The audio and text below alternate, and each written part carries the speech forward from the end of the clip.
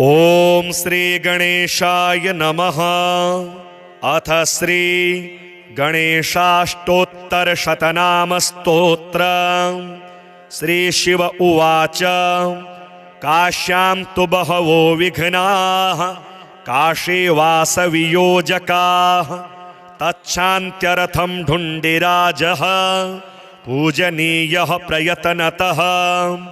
अष्टोत्तरशतं दिव्यैर् गणेशस्यैव नामभिः कर्तव्यमतियतनेन नवदुर्वाङ्कुरार्पणम्। हिरणमयतनुं शुद्धं सर्वार्तिहरमव्ययम् वरदं गणपं ध्यात्वा पूजाकार्या प्रयत्नतः। ऋषिर्विघ्नेश इत्यादि नाम्नां सर्वेश्वरः शिवः देवता विघ्नराजोऽत्र छन्दोऽनुष्टुप् शुभप्रदं सर्वप्रत्यूह शमनं फलं शक्तिः सुधात्मिका। कीलकं गणनाथस्य पूजाकार्येति कामदा। ॐ विघ्नेशो विश्ववरदो विश्वचक्षुर्जगत्पतिः हिरण्यरूपः सर्वात्मा ज्ञानरूपो जगन्मयः सर्वज्ञः सर्वगः शान्तो गजास्यो विगतज्वरः विश्वमूर्तिरमेयात्मा विश्वाधारः सनातनः सामगानप्रियो मन्त्री सत्त्वाधारः सुराधिपः समस्तसाक्षी निर्द्वन्द्वो निर्लिप्तो मोघविक्रमः नियतो निर्मलः पुण्यं कामदः कान्तिदः कविः कामरूपी कामवेशो कमलाक्षः कलाधरः सुमुखः सर्वदः शुद्धो मूषिकाधिपवाहनः दीर्घतुण्डघनुः श्रीमान् नन्तो मोहवर्जितः वक्रतुण्डः शूर्पकर्णो परमं पावनेश्वरः योगीशो योगवन्द्याङ्घ्रि रुमाजनुरयापः एकदन्तो महाग्रीवः शरण्यः सिद्धसेवितः सिद्धिदः करुणासिन्धुः भगवान् भव्यविग्रहः विकटः कपिलो ढुण्डी रुग्रो भीमोदरः शुभः गणाध्यक्षो गणाराध्यो गणेशो गणनायकः ज्योतिः स्वरूपो भूतात्मा धूमकेतुरनाकुलः कुमारगुरुरानन्दो हेरम्बो वेदसंस्तुतः नागोपवीते दुर्धर्षो बालदूर्वाङ्कुरप्रियः भालचन्द्रो विश्वधामा शिवपुत्रो विनायकः लीलावलम्बितवपुः पूर्णः परमसुन्दरः विघ्नान्धकारमार्ताण्डो विघ्नारण्यदवानलः सिन्धूरवदनो नित्यो प्रभुः प्रमथपूजितः शरण्यदिव्यपादाब्जो भक्तमन्दारभूरुहः रत्नसिंहासनासीनो मणिकुण्डलमण्डितः भक्तकल्याणदोमेयः कल्याणगुणसंश्रयः एतानि दिव्यनामानि गणेशस्य महात्मनः पठनीयानि यतनेन सर्वथा सर्वदेहिभिः नाम्नामेकैकमेतेषां सर्वसिद्धिप्रदायकं सर्वविघ्नेशनाम्ना तु फलं वक्तुं न शक्यते एकैकमेव तन्नाम दिव्यं जप्त्वा मुनीश्वराः प्रत्यूहमात्ररहितास्तिष्ठन्ति शिवपूजकाः दूर्वायुग्मानि संहृत्य नूतनान्यति यत्नतः पूजनीयो गणाध्यक्षो नाम्नामेकैकसंख्यया नभस्य शुक्लपक्षस्य चतुर्थ्यां विधिपूर्वकं वक्रतुण्डेश कुण्डे तु स्नानं कृत्वा प्रयत्नतः वक्रतुण्डेशमाराध्य सर्वाभीष्टप्रदायकं ध्यायेदघहरं शुद्धं काञ्चनाभमनामयं ततः पूजां यथाशास्त्रं कृत्वा दूर्वाङ्कुरैर्नवः पूजाकार्यविशेषेण नामोच्चारणपूर्वकं ततश्च मोदके दिव्ये सुगन्धे घृतपाचिते नैवेद्यं कल्पये दिव्या गणेशाय शुभावहम् अन्यैश्च परमानाद्यैर्भक्ष्यैर्भोज्यैर्मनोहरैः तोषणीयः प्रयत्नेन वक्रतुण्डविनायकः प्रदक्षिणानमस्कारैर्दिव्यैस्तन्नामसङ्ख्यया काश्यां तु बहवो विघ्नाः काशे वासवियोजकाः तच्छान्त्यर्थं ढुण्डिराजः पूजनीयः प्रयत्नतः अष्टोत्तरशतं दिव्यैर्गणेशस्यैव नामभिः कर्तव्यमतियत्नेन नवदुर्वाङ्कुरार्पणं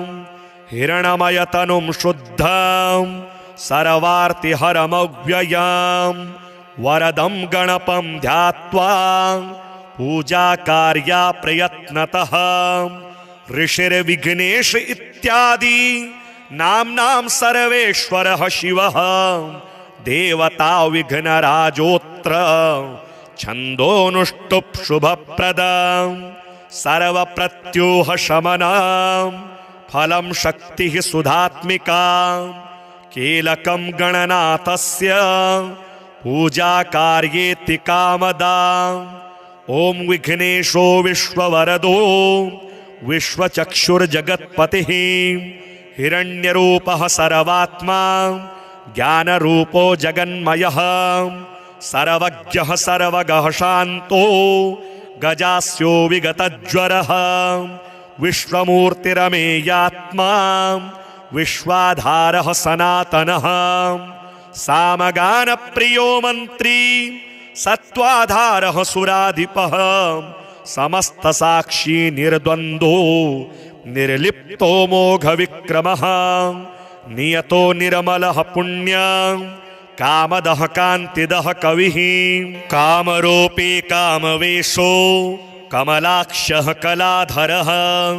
सुमुखः सर्वदः शुद्धो मूषिकाधिपवाहनः दीर्घतुण्डघनुः श्रीमान् नन्तो मोहवर्जितः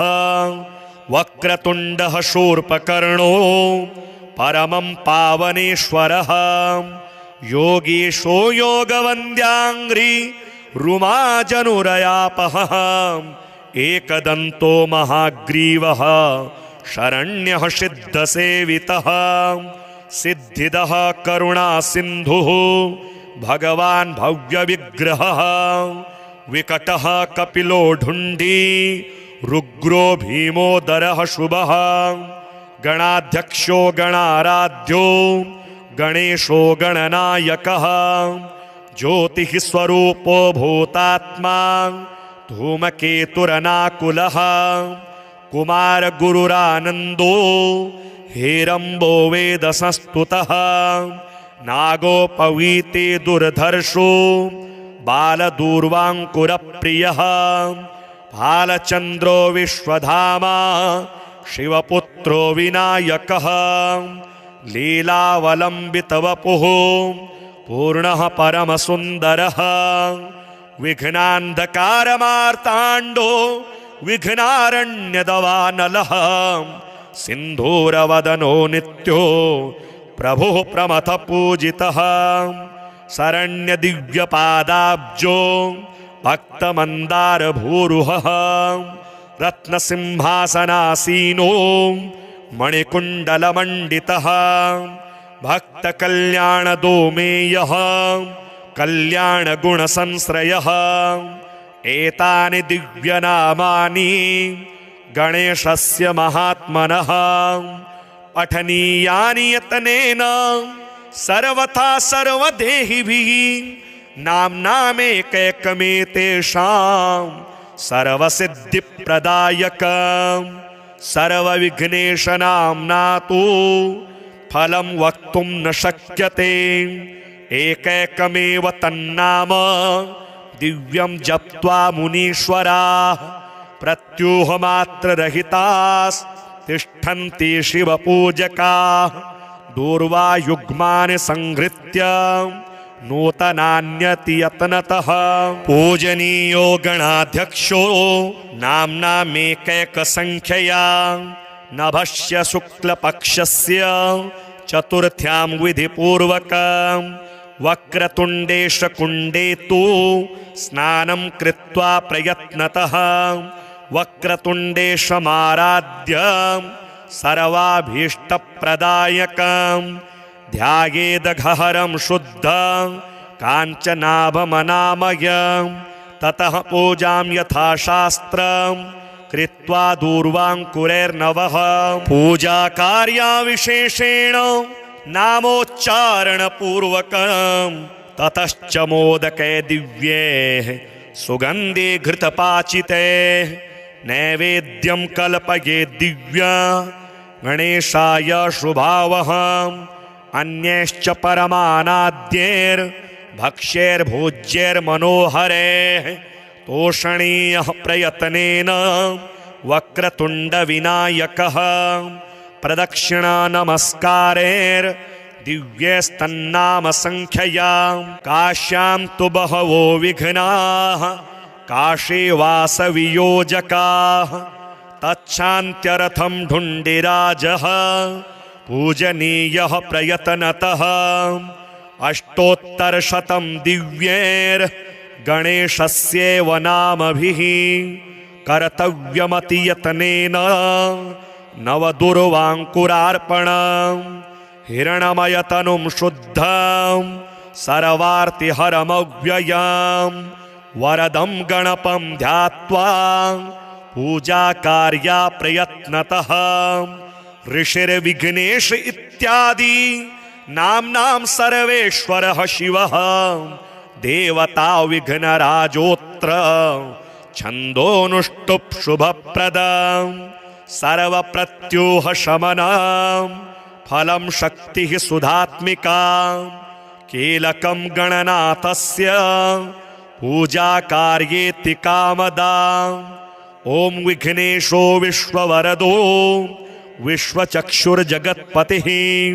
हिरण्यरूपः सर्वात्मा ज्ञानरूपो जगन्मयः सर्वज्ञः सर्वगः शान्तो गजास्यो विगतज्वरः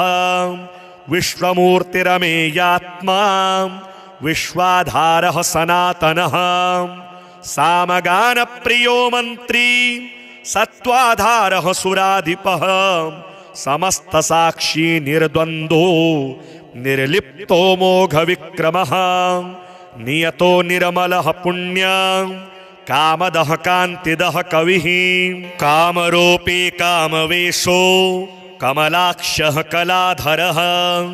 सुमुखः सर्वदः शुद्धो मूषिकाधिपवाहनः दीर्घतुण्डघनुः श्रीमान् नन्तो मोहवर्जितः वक्रतुण्डः शूर्पकर्णो परमं पावनेश्वरः योगीशो योगवन्द्याङ्घ्रि रुमाजनुरयापः एकदन्तो महाग्रीवः शरण्यः सिद्धसेवितः सिद्धिदः करुणासिन्धुः भगवान् भव्यविग्रहः विकटः कपिलो ढुण्डी रुग्रो भीमोदरः शुभः गणाध्यक्षो गणाराध्यो गणेशो गणनायकः ज्योतिः स्वरूपो भूतात्मा धूमकेतुरनाकुलः कुमारगुरुरानन्दो हेरम्बो वेदसंस्तुतः नागोपवीते दुर्धर्षो बालदूर्वाङ्कुरप्रियः भालचन्द्रो विश्वधामा शिवपुत्रो विनायकः लीलावलम्बितवपुः पूर्णः परमसुन्दरः विघ्नान्धकारमार्ताण्डो विघ्नारण्यदवानलः सिन्धूरवदनो नित्यो प्रभुः प्रमथ पूजितः शरण्यदिव्यपादाब्जो भक्तमन्दारभूरुहः रत्नसिंहासनासीनो मणिकुण्डलमण्डितः भक्तकल्याणदोमेयः कल्याणगुणसंश्रयः एतानि दिव्यनामानि गणेशस्य महात्मनः पठनीयानि यतनेन सर्वथा सर्वदेहिभिः नाम्नामेकैकमेतेषां सर्वसिद्धिप्रदायकं सर्वविघ्नेशनाम्ना तु फलं वक्तुं न शक्यते एकैकमेव तन्नाम दिव्यं जप्त्वा मुनीश्वराः प्रत्यूहमात्ररहितास्तिष्ठन्ति शिवपूजकाः दूर्वायुग्मानि संहृत्य नूतनान्यति यत्नतः पूजनीयो गणाध्यक्षो नाम्नामेकैकसंख्यया नभस्य शुक्लपक्षस्य चतुर्थ्यां विधिपूर्वकं वक्रतुण्डेशकुण्डे तु स्नानं कृत्वा प्रयत्नतः वक्रतुण्डेशमाराध्य सर्वाभीष्टप्रदायकं ध्यायेदघहरं शुद्धं काञ्चनाभमनामयं ततः पूजां यथाशास्त्रं कृत्वा दूर्वाङ्कुरैर्नवः पूजाकार्यविशेषेण नामोच्चारणपूर्वकं ततश्च मोदके दिव्ये सुगन्धे घृतपाचिते नैवेद्यं कल्पये दिव्या गणेशाय शुभावहम् अन्यैश्च परमानाद्यैर्भक्ष्यैर्भोज्यैर्मनोहरैः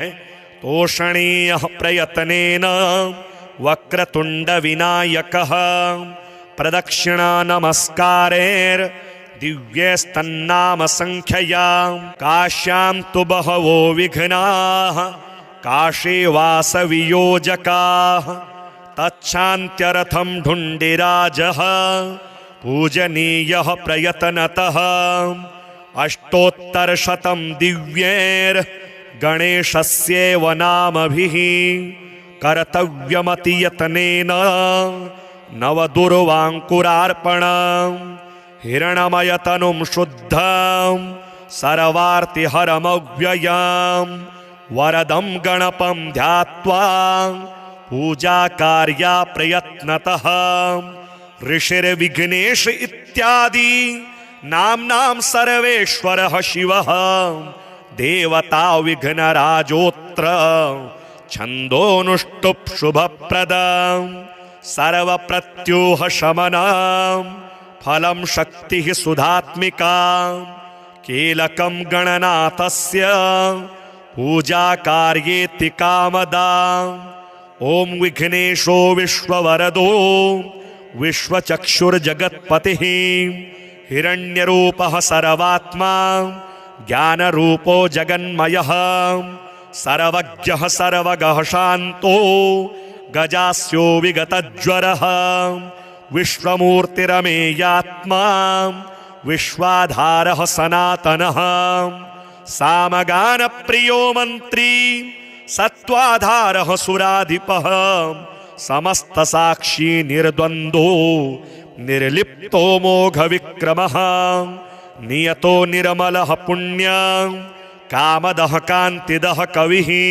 कामरूपी कामवेशो कमलाक्षः कलाधरः सुमुखः सर्वदः शुद्धो मूषिकाधिपवाहनः दीर्घतुण्डघनुः श्रीमान् नन्तो मोहवर्जितः वक्रतुण्डः शूर्पकर्णो परमं पावनेश्वरः योगीशो योगवन्द्याङ्घ्रि रुमाजनुरयापहः एकदन्तो महाग्रीवः शरण्यः सिद्धसेवितः सिद्धिदः करुणासिन्धुः भगवान् भव्यविग्रहः विकटः कपिलो ढुण्डी रुग्रो भीमोदरः शुभः गणाध्यक्षो गणाराध्यो गणेशो गणनायकः ज्योतिः स्वरूपो भूतात्मा धूमकेतुरनाकुलः कुमारगुरुरानन्दो हेरम्बो वेदसंस्तुतः नागोपवीते दुर्धर्षो बालदूर्वाङ्कुरप्रियः भालचन्द्रो विश्वधामा शिवपुत्रो विनायकः लीलावलम्बितवपुः पूर्णः परमसुन्दरः विघ्नान्धकारमार्ताण्डो विघ्नारण्यदवानलः सिन्धूरवदनो नित्यो प्रभुः प्रमथपूजितः शरण्यदिव्यपादाब्जो भक्तमन्दारभूरुहः रत्नसिंहासनासीनो मणिकुण्डलमण्डितः भक्तकल्याणदोमेयः कल्याणगुणसंश्रयः एतानि दिव्यनामानि गणेशस्य महात्मनः पठनीयानि यतनेन सर्वथा सर्वदेहिभिः नाम्नामेकैकमेतेषां सर्वसिद्धिप्रदायकं सर्वविघ्नेशनाम्ना तु फलं वक्तुं न शक्यते एकैकमेव तन्नाम दिव्यं जप्त्वा मुनीश्वराः प्रत्यूहमात्ररहितास्तिष्ठन्ति शिवपूजकाः दूर्वायुग्मानि संहृत्य नूतनान्यतियत्नतः पूजनीयो गणाध्यक्षो नाम्नामेकैकसंख्यया नभस्य शुक्लपक्षस्य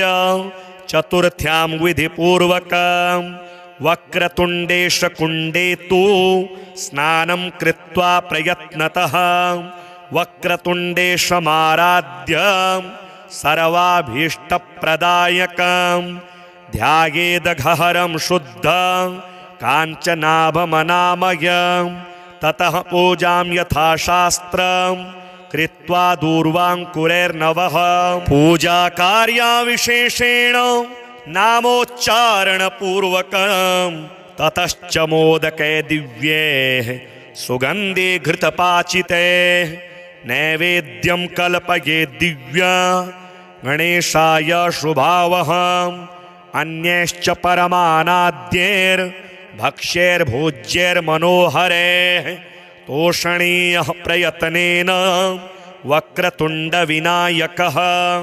प्रदक्षिणानमस्कारैर्दिव्यैस्तन्नामसङ्ख्यया काश्यां तु बहवो विघ्नाः काशे वासवियोजकाः तच्छान्त्यर्थं ढुण्डिराजः पूजनीयः प्रयत्नतः अष्टोत्तरशतं दिव्यैर्गणेशस्यैव नामभिः कर्तव्यमतियत्नेन नवदुर्वाङ्कुरार्पणम् हिरणमयतनुं शुद्धं सर्वार्तिहरमव्ययं वरदं गणपं ध्यात्वा पूजाकार्या प्रयत्नतः ऋषिर्विघ्नेश इत्यादि नाम्नां सर्वेश्वरः शिवः देवता विघ्नराजोऽत्र छन्दोनुष्टुप् शुभप्रदं सर्वप्रत्यूहशमनं फलं शक्तिः सुधात्मिका कीलकं गणनाथस्य पूजाकार्येति कामदा ॐ विघ्नेशो विश्ववरदो विश्वचक्षुर्जगत्पतिः हिरण्यरूपः सर्वात्मा ज्ञानरूपो जगन्मयः सर्वज्ञः सर्वगः शान्तो गजास्यो विगतज्वरः विश्वमूर्तिरमेयात्मा विश्वाधारः सनातनः सामगानप्रियो मन्त्री सत्त्वाधारः सुराधिपः समस्तसाक्षी निर्द्वन्द्वो निर्लिप्तो मोघविक्रमः नियतो निर्मलः पुण्यं कामदः कान्तिदः कविः कामरूपी कामवेशो कमलाक्षः कलाधरः सुमुखः सर्वदः शुद्धो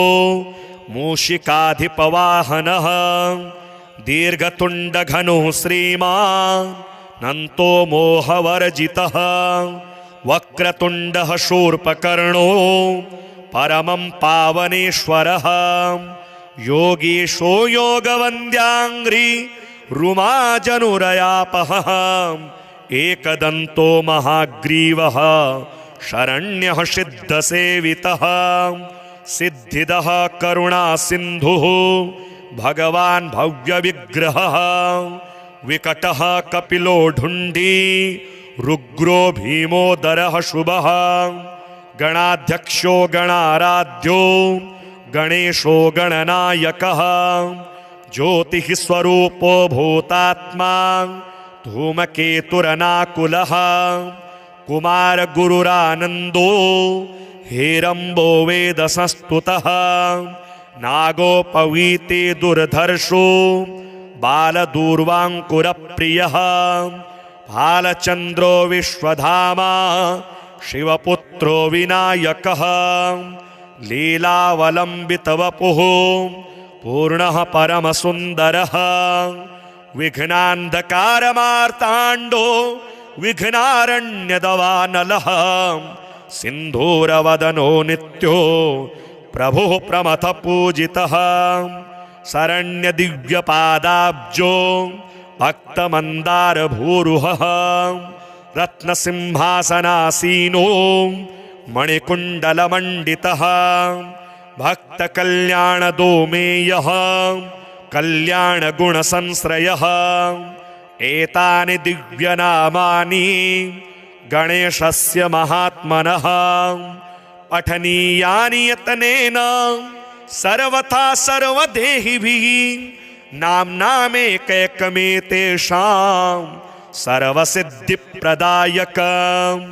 सर्वविघ्नेशनाम्ना तु फलं वक्तुं न शक्यते एकैकमेव तन्नाम दिव्यं जप्त्वा मुनीश्वराः प्रत्यूहमात्ररहितास्तिष्ठन्ति शिवपूजकाः दूर्वायुग्मानि संहृत्य नूतनान्यति यत्नतः पूजनीयो गणाध्यक्षो नाम्नामेकैकसंख्यया नभस्य शुक्लपक्षस्य चतुर्थ्यां विधिपूर्वकं वक्रतुण्डेशकुण्डे तु स्नानं कृत्वा प्रयत्नतः वक्रतुण्डेशमाराध्य सर्वाभीष्टप्रदायकं ध्यायेदघहरं शुद्धं काञ्चनाभमनामयं ततः पूजां यथाशास्त्रं कृत्वा दूर्वाङ्कुरैर्नवः पूजाकार्यविशेषेण नामोच्चारणपूर्वकं ततश्च मोदके दिव्ये सुगन्धे घृतपाचिते नैवेद्यं कल्पये दिव्या गणेशाय शुभावहम् अन्यैश्च परमानाद्यैर्भक्ष्यैर्भोज्यैर्मनोहरैः तोषणीयः प्रयत्नेन वक्रतुण्डविनायकः प्रदक्षिणा नमस्कारैर्दिव्यैस्तन्नामसंख्यया काश्यां तु बहवो विघ्नाः काशी वासवियोजकाः तच्छान्त्यर्थं ढुण्डिराजः पूजनीयः प्रयत्नतः अष्टोत्तरशतं दिव्यैर्गणेशस्यैव नामभिः कर्तव्यमतियतनेन नवदुर्वाङ्कुरार्पणं हिरणमयतनुं शुद्धं सर्वार्तिहरमव्ययं वरदं गणपं ध्यात्वा पूजाकार्या प्रयत्नतः ऋषिर्विघ्नेश इत्यादि नाम्नां सर्वेश्वरः शिवः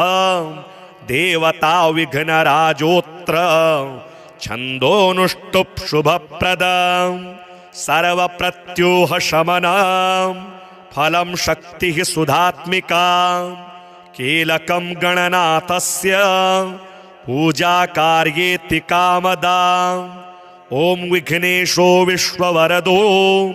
विश्वचक्षुर्जगत्पतिः हिरण्यरूपः सर्वात्मा ज्ञानरूपो जगन्मयः सर्वज्ञः सर्वगः शान्तो गजास्यो विगतज्वरः विश्वमूर्तिरमेयात्मा विश्वाधारः सनातनः सामगानप्रियो मन्त्री सत्त्वाधारः सुराधिपः समस्तसाक्षी निर्द्वन्द्वो निर्लिप्तो मोघविक्रमः नियतो निर्मलः पुण्यः कामदः कान्तिदः कविः कामरूपी कामवेशो कमलाक्षः कलाधरः सुमुखः सर्वदः शुद्धो मूषिकाधिपवाहनः दीर्घतुण्डघनुः श्रीमान् नन्तो मोहवर्जितः वक्रतुण्डः शूर्पकर्णो परमं पावनेश्वरः योगीशो योगवन्द्याङ्घ्रि रुमाजनुरयापः एकदन्तो महाग्रीवः शरण्यः सिद्धसेवितः सिद्धिदः करुणासिन्धुः भगवान् भव्यविग्रहः विकटः कपिलो ढुण्डी रुग्रो भीमोदरः शुभः गणाध्यक्षो गणाराध्यो गणेशो गणनायकः ज्योतिः स्वरूपो भूतात्मा धूमकेतुरनाकुलः कुमारगुरुरानन्दो हेरम्बो वेदसंस्तुतः नागोपवीते दुर्धर्षो बालदूर्वाङ्कुरप्रियः भालचन्द्रो विश्वधामा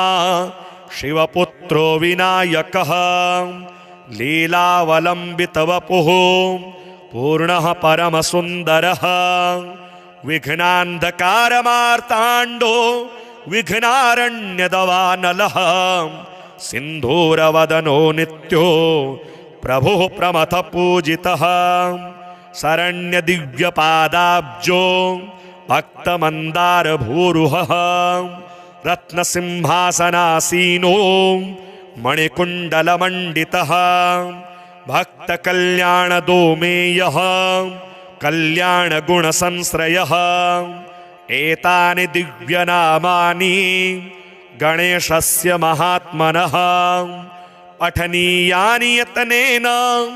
सर्वथा सर्वदेहिभिः नाम्नामेकैकमेतेषां सर्वसिद्धिप्रदायकं सर्वविघ्नेशनाम्ना तु फलं वक्तुं न शक्यते एकैकमेव तन्नाम दिव्यं जप्त्वा मुनीश्वराः प्रत्यूहमात्ररहितास्तिष्ठन्ति शिवपूजकाः दूर्वायुग्मानि संहृत्य नूतनान्यतियत्नतः पूजनीयो गणाध्यक्षो नाम्नामेकैकसंख्यया नभस्य शुक्लपक्षस्य चतुर्थ्यां विधिपूर्वकं वक्रतुण्डेशकुण्डे तु स्नानं कृत्वा प्रयत्नतः वक्रतुण्डेशमाराध्य सर्वाभीष्टप्रदायकं ध्यायेदघहरं शुद्धं काञ्चनाभमनामयं ततः पूजां यथाशास्त्रं कृत्वा दूर्वाङ्कुरैर्नवः पूजाकार्याविशेषेण नामोच्चारणपूर्वकं ततश्च मोदके दिव्ये सुगन्धे घृतपाचिते नैवेद्यं कल्पये दिव्या गणेशाय शुभावहम् अन्यैश्च परमानाद्यैर्भक्ष्यैर्भोज्यैर्मनोहरैः तोषणीयः प्रयत्नेन वक्रतुण्डविनायकः प्रदक्षिणा नमस्कारैर्दिव्यैस्तन्नाम संख्यया काश्यां तु बहवो विघ्नाः काशीवासवियोजकाः तच्छान्त्यरथं ढुण्डिराजः पूजनीयः प्रयत्नतः अष्टोत्तरशतं दिव्यैर्गणेशस्यैव नामभिः कर्तव्यमतियतनेन नवदुर्वाङ्कुरार्पणम् हिरणमयतनुं शुद्धं सर्वार्तिहरमव्ययं वरदं गणपं ध्यात्वा पूजाकार्या प्रयत्नतः ऋषिर्विघ्नेश इत्यादि नाम्नां सर्वेश्वरः शिवः देवता विघ्नराजोऽत्र छन्दोऽनुष्टुप् शुभप्रदं सर्वप्रत्यूहशमनं फलं शक्तिः सुधात्मिका कीलकं गणनाथस्य पूजाकार्येति कामदा ॐ विघ्नेशो विश्ववरदो विश्वचक्षुर्जगत्पतिः हिरण्यरूपः सर्वात्मा ज्ञानरूपो जगन्मयः सर्वज्ञः सर्वगः शान्तो गजास्यो विगतज्वरः विश्वमूर्तिरमेयात्मा विश्वाधारः सनातनः सामगानप्रियो मन्त्री सत्त्वाधारः सुराधिपः समस्तसाक्षी निर्द्वन्द्वो निर्लिप्तो मोघविक्रमः नियतो निर्मलः पुण्यं कामदः कान्तिदः कविः कामरूपी कामवेशो कमलाक्षः कलाधरः सुमुखः सर्वदः शुद्धो मूषिकाधिपवाहनः दीर्घतुण्डघनुः श्रीमान् नन्तो मोहवर्जितः वक्रतुण्डः शूर्पकर्णो परमं पावनेश्वरः योगीशो योगवन्द्याङ्घ्रि रुमाजनुरयापः एकदन्तो महाग्रीवः शरण्यः सिद्धसेवितः सिद्धिदः करुणासिन्धुः भगवान् भव्यविग्रहः विकटः कपिलो ढुण्डी रुग्रो भीमोदरः शुभः गणाध्यक्षो गणाराध्यो गणेशो गणनायकः ज्योतिः स्वरूपो भूतात्मा धूमकेतुरनाकुलः कुमारगुरुरानन्दो हेरम्बो वेदसंस्तुतः नागोपवीते दुर्धर्षो बालदूर्वाङ्कुरप्रियः भालचन्द्रो विश्वधामा शिवपुत्रो विनायकः लीलावलम्बितवपुः पूर्णः परमसुन्दरः विघ्नान्धकारमार्ताण्डो विघ्नारण्यदवानलः सिन्धूरवदनो नित्यो प्रभुः प्रमथ पूजितः शरण्यदिव्यपादाब्जो भक्तमन्दारभूरुहः रत्नसिंहासनासीनो मणिकुण्डलमण्डितः भक्तकल्याणदोमेयः कल्याणगुणसंश्रयः एतानि दिव्यनामानि गणेशस्य महात्मनः पठनीयानि यतनेन सर्वथा सर्वदेहिभिः नाम्नामेकैकमेतेषां सर्वसिद्धिप्रदायकं सर्वविघ्नेशनाम्ना तु फलं वक्तुं न शक्यते एकैकमेव तन्नाम दिव्यं जप्त्वा मुनीश्वराः प्रत्यूहमात्ररहितास्तिष्ठन्ति शिवपूजकाः दूर्वायुग्मानि संहृत्य नूतनान्यति यत्नतः पूजनीयो गणाध्यक्षो नाम्नामेकैकसंख्यया नभस्य शुक्लपक्षस्य चतुर्थ्यां विधिपूर्वकं वक्रतुण्डेशकुण्डे तु स्नानं कृत्वा प्रयत्नतः वक्रतुण्डेशमाराध्य सर्वाभीष्टप्रदायकं ध्यायेदघहरं शुद्धं काञ्चनाभमनामयं ततः पूजां यथाशास्त्रं कृत्वा दूर्वाङ्कुरैर्नवः पूजाकार्याविशेषेण नामोच्चारणपूर्वकम् ततश्च मोदके दिव्ये सुगन्धे घृतपाचिते नैवेद्यं कल्पये दिव्या गणेशाय शुभावहम् अन्यैश्च परमानाद्यैर्भक्ष्यैर्भोज्यैर्मनोहरैः तोषणीयः प्रयत्नेन वक्रतुण्डविनायकः प्रदक्षिणा नमस्कारैर्दिव्यैस्तन्नामसङ्ख्यया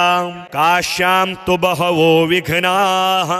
काशे वासवियोजकाः तच्छान्त्यर्थं ढुण्डिराजः पूजनीयः प्रयत्नतः अष्टोत्तरशतं दिव्यैर्गणेशस्यैव नामभिः कर्तव्यमतियत्नेन नवदुर्वाङ्कुरार्पणम् हिरणमयतनुं शुद्धं सर्वार्तिहरमव्ययम् वरदं गणपं ध्यात्वा पूजाकार्या प्रयत्नतः ऋषिर्विघ्नेश इत्यादि नाम्नां सर्वेश्वरः शिवः देवता विघ्नराजोऽत्र छन्दोऽनुष्टुप् शुभप्रदं सर्वप्रत्यूह शमनं फलं शक्तिः सुधात्मिका कीलकं गणनाथस्य पूजाकार्येति कामदा ॐ विघ्नेशो विश्ववरदो विश्वचक्षुर्जगत्पतिः हिरण्यरूपः सर्वात्मा ज्ञानरूपो जगन्मयः सर्वज्ञः सर्वगः शान्तो गजास्यो विगतज्वरः विश्वमूर्तिरमेयात्मा विश्वाधारः सनातनः सामगानप्रियो मन्त्री सत्त्वाधारः सुराधिपः समस्तसाक्षी निर्द्वन्द्वो निर्लिप्तो मोघविक्रमः नियतो निर्मलः पुण्यं कामदः कान्तिदः कविः कामरूपी कामवेशो कमलाक्षः कलाधरः सुमुखः सर्वदः शुद्धो मूषिकाधिपवाहनः दीर्घतुण्डघनुः श्रीमान् नन्तो मोहवर्जितः वक्रतुण्डः शूर्पकर्णो परमं पावनेश्वरः योगीशो योगवन्द्याङ्घ्रि रुमाजनुरयापः एकदन्तो महाग्रीवः शरण्यः सिद्धसेवितः सिद्धिदः करुणासिन्धुः भगवान् भव्यविग्रहः विकटः कपिलो ढुण्डी रुग्रो भीमोदरः शुभः गणाध्यक्षो गणाराध्यो गणेशो गणनायकः ज्योतिः स्वरूपो भूतात्मा धूमकेतुरनाकुलः कुमारगुरुरानन्दो हेरम्बो वेदसंस्तुतः नागोपवीते दुर्धर्षो बालदूर्वाङ्कुरप्रियः भालचन्द्रो विश्वधामा शिवपुत्रो विनायकः लीलावलम्बितवपुः पूर्णः परमसुन्दरः विघ्नान्धकारमार्ताण्डो विघ्नारण्यदवानलः सिन्धूरवदनो नित्यो प्रभुः प्रमथ पूजितः शरण्यदिव्यपादाब्जो भक्तमन्दारभूरुहः रत्नसिंहासनासीनो मणिकुण्डलमण्डितः भक्तकल्याणदोमेयः कल्याणगुणसंश्रयः एतानि दिव्यनामानि गणेशस्य महात्मनः पठनीयानि यत्नेन सर्वथा सर्वदेहिभिः नाम्नामेकैकमेतेषां सर्वसिद्धिप्रदायकं सर्वविघ्नेशनाम्ना तु फलं वक्तुं न शक्यते एकैकमेव तन्नाम दिव्यं जप्त्वा मुनीश्वराः प्रत्यूहमात्ररहितास्तिष्ठन्ति शिवपूजकाः दूर्वायुग्मानि संहृत्य नूतनान्यतियत्नतः पूजनीयो गणाध्यक्षो नाम्नामेकैकसंख्यया नभस्य शुक्लपक्षस्य चतुर्थ्यां विधिपूर्वकं वक्रतुण्डेशकुण्डे तु स्नानं कृत्वा प्रयत्नतः वक्रतुण्डेशमाराध्य सर्वाभीष्टप्रदायकं ध्यायेदघहरं शुद्धं काञ्चनाभमनामयं ततः पूजां यथाशास्त्रं कृत्वा दूर्वाङ्कुरैर्नवः पूजाकार्याविशेषेण नामोच्चारणपूर्वकं ततश्च मोदके दिव्ये सुगन्धे घृतपाचिते नैवेद्यं कल्पये दिव्या गणेशाय शुभावहम् अन्यैश्च परमानाद्यैर्भक्ष्यैर्भोज्यैर्मनोहरैः तोषणीयः प्रयत्नेन वक्रतुण्डविनायकः प्रदक्षिणा नमस्कारैर्दिव्यैस्तन्नाम संख्यया काश्यां तु बहवो विघ्नाः काशीवासवियोजकाः तच्छान्त्यरथं ढुण्डिराजः पूजनीयः प्रयत्नतः अष्टोत्तरशतं दिव्यैर्गणेशस्यैव नामभिः कर्तव्यमतियत्नेन नवदुर्वाङ्कुरार्पणम् हिरणमयतनुं शुद्धं सर्वार्तिहरमव्ययं वरदं गणपं ध्यात्वा पूजाकार्या प्रयत्नतः ऋषिर्विघ्नेश इत्यादि नाम्नां सर्वेश्वरः शिवः देवता विघ्नराजोऽत्र छन्दोऽनुष्टुप् शुभप्रदं सर्वप्रत्यूहशमनं फलं शक्तिः सुधात्मिका कीलकं गणनाथस्य पूजाकार्येति कामदा ॐ विघ्नेशो विश्ववरदो विश्वचक्षुर्जगत्पतिः हिरण्यरूपः सर्वात्मा ज्ञानरूपो जगन्मयः सर्वज्ञः सर्वगः शान्तो गजास्यो विगतज्वरः विश्वमूर्तिरमेयात्मा विश्वाधारः सनातनः सामगानप्रियो मन्त्री सत्त्वाधारः सुराधिपः समस्तसाक्षी निर्द्वन्द्वो निर्लिप्तो मोघविक्रमः नियतो निर्मलः पुण्यं कामदः कान्तिदः कविः कामरूपी कामवेशो कमलाक्षः कलाधरः सुमुखः सर्वदः शुद्धो मूषिकाधिपवाहनः दीर्घतुण्डघनुः श्रीमान् नन्तो मोहवर्जितः वक्रतुण्डः शूर्पकर्णो परमं पावनेश्वरः योगीशो योगवन्द्याङ्घ्रि रुमाजनुरयापः एकदन्तो महाग्रीवः शरण्यः सिद्धसेवितः सिद्धिदः करुणासिन्धुः भगवान् भव्यविग्रहः विकटः कपिलो ढुण्डी रुग्रो भीमोदरः शुभः गणाध्यक्षो गणाराध्यो गणेशो गणनायकः ज्योतिः स्वरूपो भूतात्मा धूमकेतुरनाकुलः कुमारगुरुरानन्दो हेरम्बो वेदसंस्तुतः नागोपवीते दुर्धर्षो बालदूर्वाङ्कुरप्रियः भालचन्द्रो विश्वधामा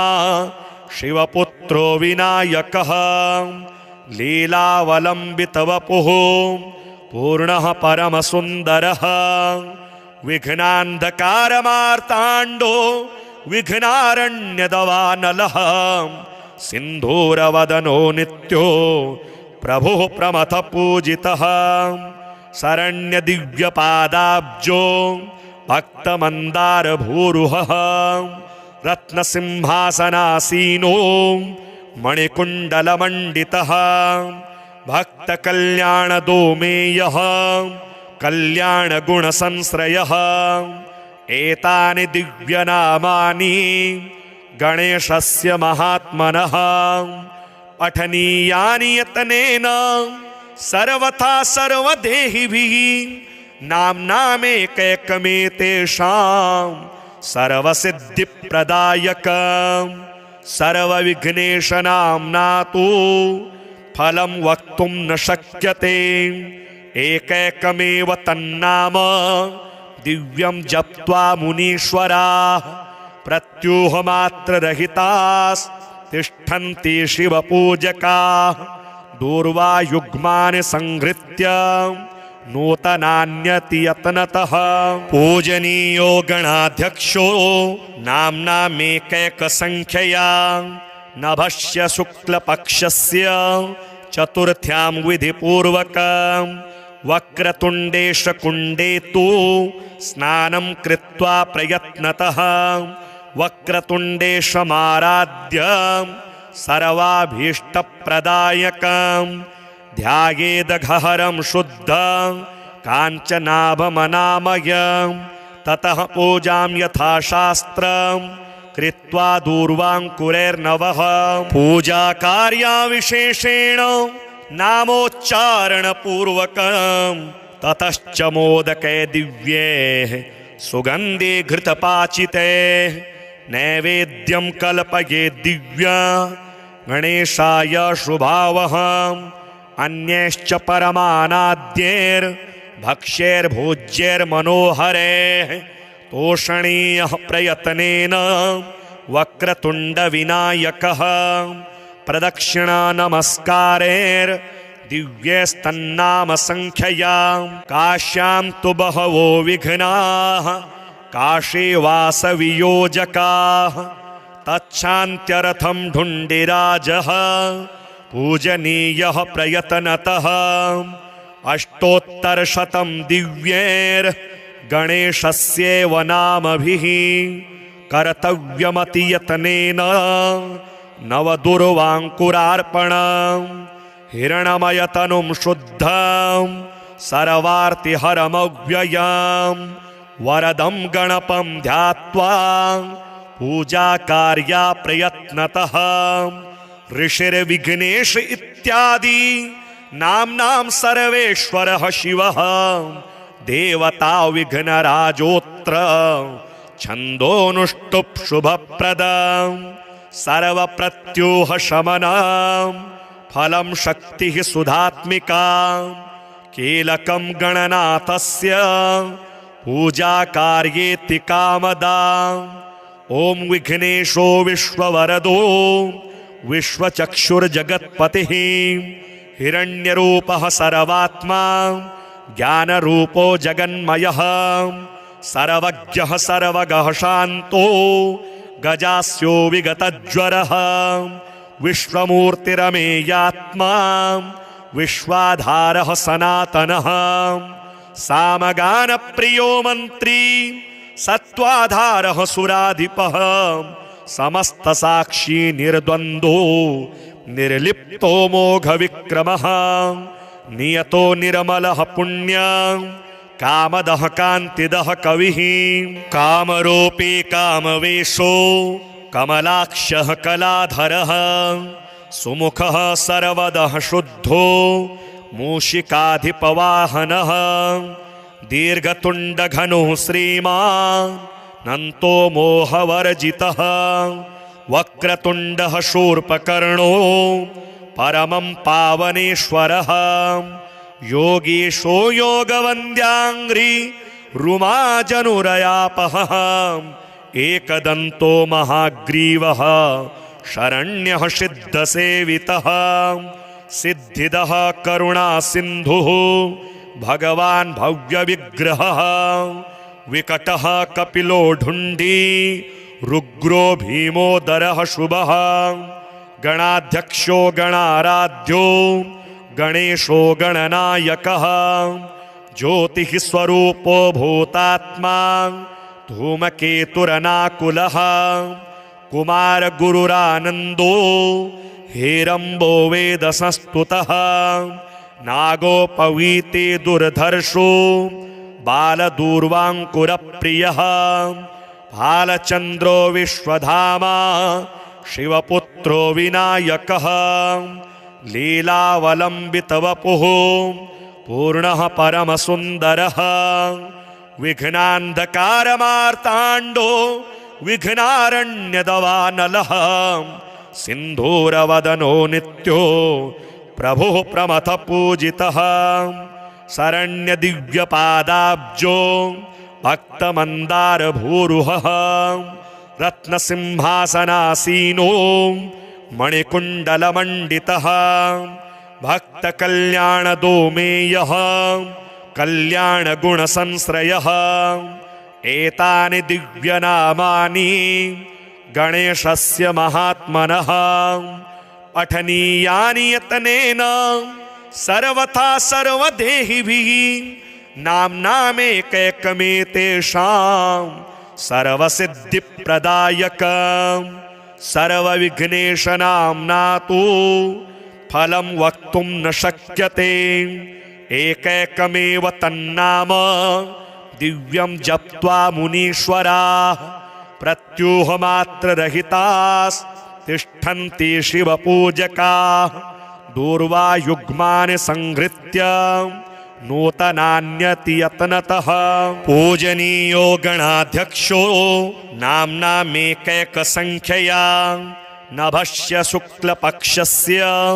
चतुर्थ्यां विधिपूर्वकं वक्रतुण्डेशकुण्डे तु स्नानं कृत्वा प्रयत्नतः वक्रतुण्डेशमाराध्य सर्वाभीष्टप्रदायकं ध्यायेदघहरं शुद्धं काञ्चनाभमनामयं ततः पूजां यथाशास्त्रं कृत्वा दूर्वाङ्कुरैर्नवः पूजाकार्याविशेषेण नामोच्चारणपूर्वकं ततश्च मोदके दिव्ये सुगन्धे घृतपाचिते नैवेद्यं कल्पये दिव्या गणेशाय शुभावहम् अन्यैश्च परमानाद्यैर्भक्ष्यैर्भोज्यैर्मनोहरैः तोषणीयः प्रयत्नेन वक्रतुण्डविनायकः प्रदक्षिणा नमस्कारैर्दिव्यैस्तन्नाम संख्यया काश्यां तु बहवो विघ्नाः काशीवासवियोजकाः तच्छान्त्यर्थं ढुण्डिराजः पूजनीयः प्रयत्नतः अष्टोत्तरशतं दिव्यैर्गणेशस्यैव नामभिः कर्तव्यमतियतनेन नवदुर्वाङ्कुरार्पणं हिरणमयतनुं शुद्धं सर्वार्तिहरमव्ययं वरदं गणपं ध्यात्वा पूजाकार्या प्रयत्नतः ऋषिर्विघ्नेश इत्यादि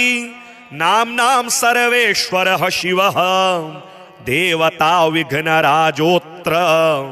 छन्दोनुष्टुप् शुभप्रदं सर्वप्रत्यूहशमनं फलं शक्तिः सुधात्मिका कीलकं गणनाथस्य पूजाकार्येति कामदा ॐ विघ्नेशो विश्ववरदो विश्वचक्षुर्जगत्पतिः हिरण्यरूपः सर्वात्मा ज्ञानरूपो जगन्मयः सर्वज्ञः सर्वगः शान्तो गजास्यो विगतज्वरः विश्वमूर्तिरमेयात्मा विश्वाधारः सनातनः सामगानप्रियो मन्त्री सत्त्वाधारः सुराधिपः समस्तसाक्षी निर्द्वन्द्वो निर्लिप्तो मोघविक्रमः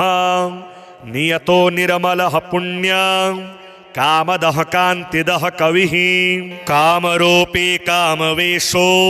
कमलाक्षः कलाधरः सुमुखः सर्वदः शुद्धो मूषिकाधिपवाहनः दीर्घतुण्डघनुः श्रीमान् नन्तो मोहवर्जितः वक्रतुण्डः शूर्पकर्णो परमं पावनेश्वरः